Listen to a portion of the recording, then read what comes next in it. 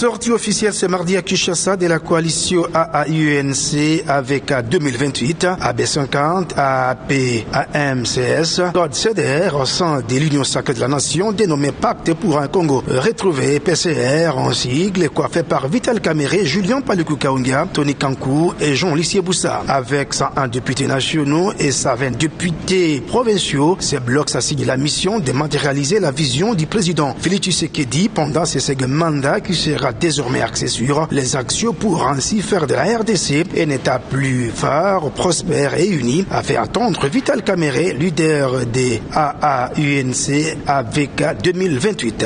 Notre démarche politique vise à participer à la consolidation, tout de son excellence, Monsieur le Président de la République, chef de l'État, d'une majorité parlementaire confortable, constructive et cohérente. Une majorité confortable par le nombre des élus qui la constituent, une majorité constructive par la portée des idées, la qualité de ses propositions et la force de son action. Une majorité cohérente par son attachement aux valeurs prônées par le chef de l'État et portées par notre grande famille politique. Cette grosse machine politique qui regorge à 60 de poids lourds de la classe politique congolaise va lutter pour la transformation des grandes idées du président Félix Tshisekedi a une vertu pour aboutir à un système de bonne gouvernance pour la refondation de l'État congolais, a ajouté Julien Paluku Kahungia, leader des AB50. Nous voudrions remercier le président de la République, son Excellence Félix Antoine Tshisekedi, qui a accepté de porter les lourds fardeaux de la République par les 73% qu'il a obtenus.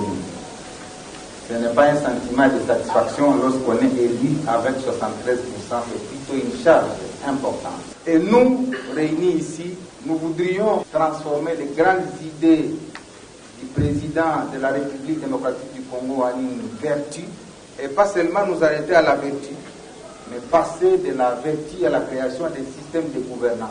Pour décliner la vision du chef de l'État, il faut une élite stratège gestionnaire, a déclaré de ce côté Jean Lissier Boussa, président national des codes des CDR. La plateforme qui vient d'être créée a donc l'ambition d'assurer la meilleure gestion de la chose publique dans l'intérêt de tous nos compatriotes.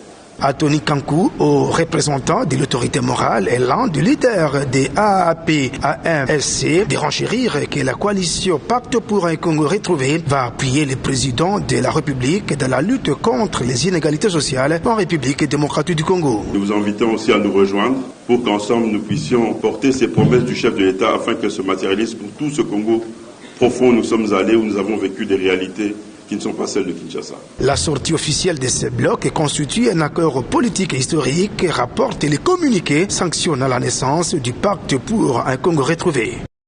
Je suis très content que vous-même vous avez tiré la conclusion. Vous avez bien souligné que nous sommes des membres du présidium. Nous sortons d'une élection où nous sommes des élus. Nous devons nous concerter par rapport à l'avenir. C'est ce que nous venons de faire. Mais il n'est pas exclu aux gens de se réunir et de réfléchir. Tout comme nous aussi, nous venons de nous réunir et nous avons aussi réfléchi. Nous prenons la démocratie. Ils sont libres d'envisager, d'avoir des ambitions, ce qui est tout à fait normal. N'oubliez pas que la RDC, c'est un État qui prône la démocratie. Et nous ne pouvons pas empêcher les membres de l'Union sacrée de se réunir. Le danger peut intervenir seulement quand les gens se réunissent pour comploter contre l'Union sacrée. Or, dans les réflexions, je ne vois pas ce qui peut m'inquiéter. Nous sommes des responsables politiques aussi. Nous venons de nous concerter pour voir ce que nous pouvons faire aussi pour le bon fonctionnement et la réussite du deuxième mandat du chef de l'État. Ça ne fait pas des autres comme ça? Si tout le monde veut se réunir et dans nos sacrés prier. Non, si vous avez des préoccupations, référez-vous aux gens qui se sont réunis et posez des questions, puisque moi je ne suis pas leur porte-parole. Je suis membre du Présidium, j'ai vu un membre du Présidium ici, il n'est pas le seul à être rencontré. Je viens de rencontrer aussi le vice-premier ministre de la Défense, Jean-Pierre Mbemba, avec qui nous avons encore échangé. Oui, comme je l'ai dit tout à l'heure là, quand j'étais avec le président du Sénat, nous sommes les membres du présidium de l'Union sacrée et nous venons d'une élection où nous deux nous sommes élus comme députés au niveau national. Et il est normal qu'on puisse se concerter pour voir l'avenir de notre plateforme politique l'Union sacrée. Qu'est-ce que nous pouvons faire? Et voilà un peu. Celui qui nomme l'informateur, c'est le chef de l'État. Je ne vois pas comment je peux répondre à une question. Si vous voulez connaître si le chef de l'État a désigné un informateur, allez tout droit au palais de la Nation, vous allez trouver son porte-parole. C'est à elle de répondre à cette question. Moi, je suis membre du présidium de l'Union sacrée.